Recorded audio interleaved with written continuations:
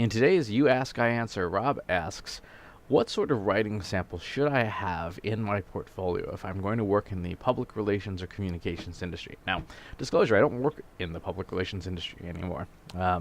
I did for about 5 years, but even in the industry, I worked in marketing technology, not the communications role. That said,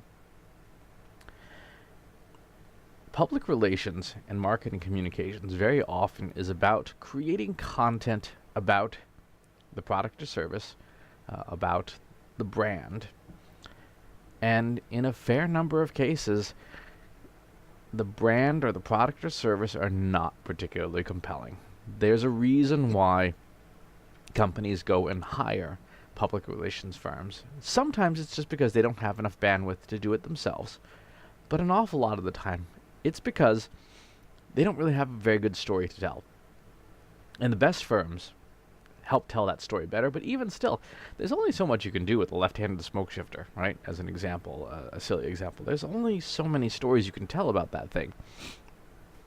So, for someone looking to work in the industry and wants to demonstrate their potential value to an employer, they would need to demonstrate that they can write compelling copy, compelling blog posts, bylines, etc., about really boring stuff. Stuff that, if you were to put it in any other context, no one would want to read. So, any writing samples, any content you've created about things that are not especially compelling, that demonstrates your skill as a writer to take something that's very mundane and elevate it to something that's at least worth reading, is going to be the kind of thing that you want to have in your portfolio. So, for example, a press release is just about the most boring piece of copy you can possibly write. A really good example of one that isn't boring is one that Opera Software did a number of years ago, where there was a little slider on it that allowed you to add less or more corporate jargon. A very funny way to highlight just how garbage-filled these things are usually. If you can demonstrate and show outreach and pitching letters, sales letters you've written, things like that, because public relations is basically, it's a sales job with no commissions, which is just about the worst sales job there is. You're selling the idea of a story to somebody who might not want to buy that story. A journalist, an influencer, a publication, a blog.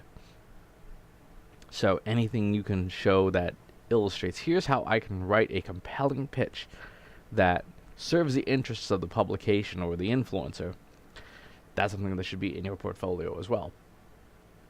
So, good question. The good news is that